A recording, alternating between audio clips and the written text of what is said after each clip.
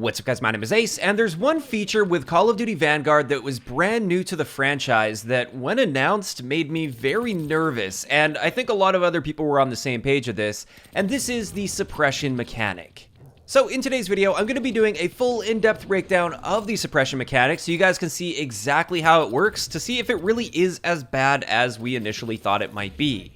And the first element of suppression that I wanted to test, because I thought this would be the most prominent factor when it comes to suppression, is any sort of visual effects when an enemy is shooting near you without actually hitting you. So if they've got really close misses, even if they're using a gun like an LMG, which is supposed to have the most amount of suppression, also combined with the disabled proficiency, which increases suppression, this is what it looks like when an enemy is just barely missing me, and as you can see here, it has no effect. There is no visual impact when an enemy is shooting near you. So I found that to be quite surprising when the game first launched, that it didn't seem like there actually was any suppression because nothing really happened with near misses, it seemed. Now, having said this, with the new anti-tank rifle that came with Season 1, there is an ammo type called concussive ammo, and with this one it says it increases your suppression, and when you read the description it says special rounds with greatly enhanced suppressive factor that will really make whoever's downrange think twice about sticking their head out. And with this particular ammo type on this gun, this is where we're seeing a very pronounced suppression style effect. So it's almost like a stun effect to our screen, and this absolutely will impact your ability to fight back. However, I wasn't able to replicate this with anything else in the game so far. This is just on this sniper rifle with this particular ammo type. Outside of that, there's no visual suppression effect. It's also worth noting that if you use the Dauntless perk from Tier 1, this fully counters this effect from this sniper rifle. As for the next effect I wanted to have a look at, this is the effect on your movement speed, and this is one that is actually stated in the menus that suppression will be harming your movement speed, because if you look at the steady weapon proficiency that's on a lot of the guns, this one says reduced movement penalty when firing and while being suppressed. So this confirms that suppression is going to be affecting your movement speed, but by how much does this impact our movement speed? Well, this one's pretty difficult to quantify, but you can see it in this particular test right here, where the enemy's shooting next to me with an LMG. They do have disable on as well, just to maximize the effect. And it's a very subtle change, but if you pay really close attention, every time he starts firing, I do slow down just a little bit with my movement speed, and then I'll speed up again the moment he stops firing. So that's the impact of suppression with a pretty maxed out suppressive build. Like, this isn't going to be happening with all guns all the time. This is essentially as bad as it gets. So it's actually a very subtle change to our movement speed, but it is there, and I definitely have felt this in game, especially in a stress situation where you're just about to make it around a corner. You can definitely feel this sort of holding you back from getting where you need to be. Now, I did also test this with sprinting and tactical sprint just to see if the suppression effect would cancel out your ability to sprint or tactical sprint, and as far as I can tell, no, it has no impact on that whatsoever. It will still provide a little bit of a slowdown, but it doesn't straight up cancel your sprint at all. Now, it is worth noting that if you use the steady proficiency on your gun, if your gun happens to have that available, this will significantly cut down on that slowing to your movement speed, but it is still there just a little bit. It's basically undetectable, though, if you are using the steady proficiency. And also, if you use the Dauntless perk from Tier 1, this perk completely counters this slowdown 100%, so there's absolutely no slowdown while using Dauntless.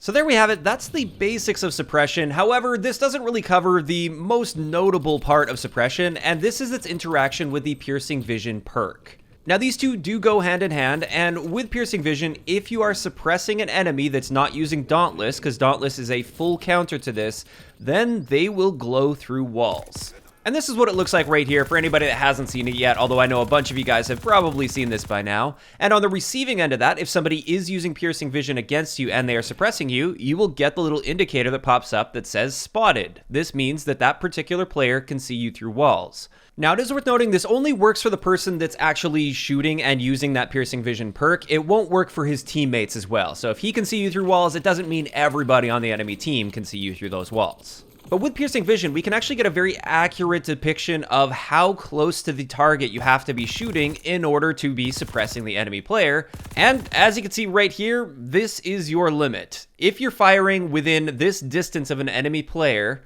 then you will be suppressing them unless they're using Dauntless. Now, it is worth noting that I tested with and without the disable proficiency, the one that increases the amount of suppression that you're dealing, and that appears to have no impact on like how far away the bullets have to be passing away from your target for suppression to be activated. That is a constant that is tied to the weapon that you're using. So it's also worth noting that I've noticed in my testing with SMGs and assault rifles, generally you have to be aiming closer to your target than you would have to be with an LMG in order to activate piercing vision.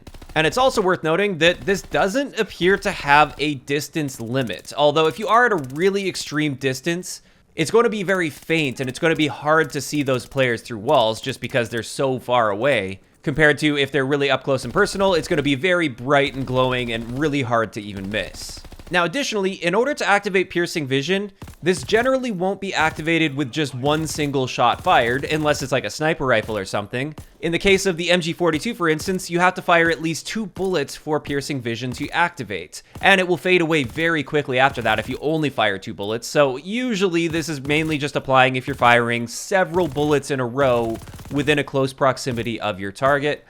The more you fire, the brighter that glow is going to be, and the longer it will take to fade away, although it does fade away very quickly regardless of how many bullets you fire near your target. Now, one thing I did notice with the disable proficiency is it does seem to make it so this glowing effect will be more prominent. It will appear with fewer bullets fired, although it still won't appear with just 1 bullet fired.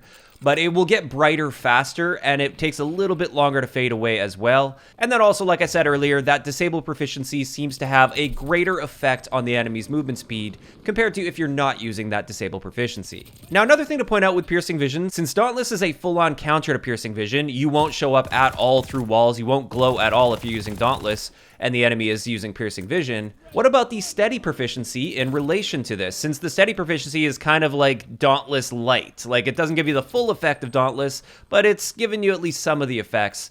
This unfortunately doesn't apply to piercing vision though.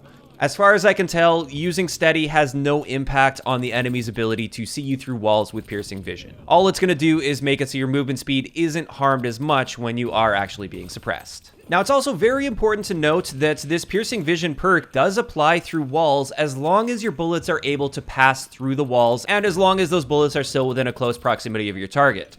So if a target is behind a wall that simply can't be shot through at all with the current setup that you're using, then piercing vision is not going to do anything for you because the bullet has to actually pass by the target. If, however, you can shoot through that surface, even if you can't destroy it completely, but the bullets will just pass through it, then yes, piercing vision will be working for you there. And this is great for getting those wallbang kills. That's actually the primary reason that you would want to use piercing vision is to get wallbang kills.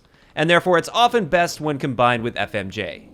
And with that, that's going to wrap it up for today's breakdown on the suppression effect in Call of Duty Vanguard.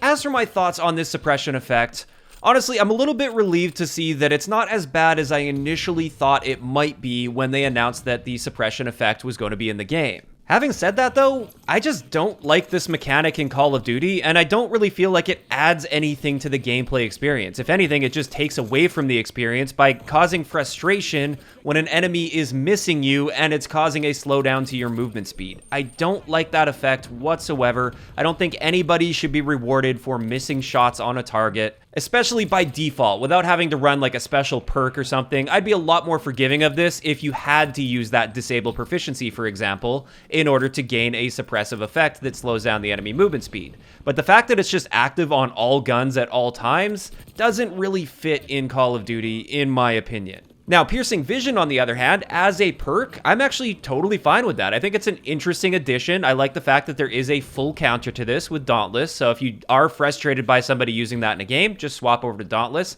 and that's going to confuse them quite a bit. But yeah, I actually don't really have any problems with the piercing vision perk itself. I just don't feel like the suppression mechanic has much of a place in Call of Duty. Now, of course, that is just my opinion. I'd like to hear from you guys in the comment section below. What do you guys think about the suppression effect in Call of Duty Vanguard? First up, what do you think about how effective it actually is and how much of an impact it has on enemy players? And then second, what do you think about this mechanic just being in Call of Duty in general? Do you think it has a place in Call of Duty, or do you think we'd be better off without it? If you enjoyed the video, a like rating is always appreciated, and don't forget to subscribe for more if you haven't already. I'll talk to you guys next time.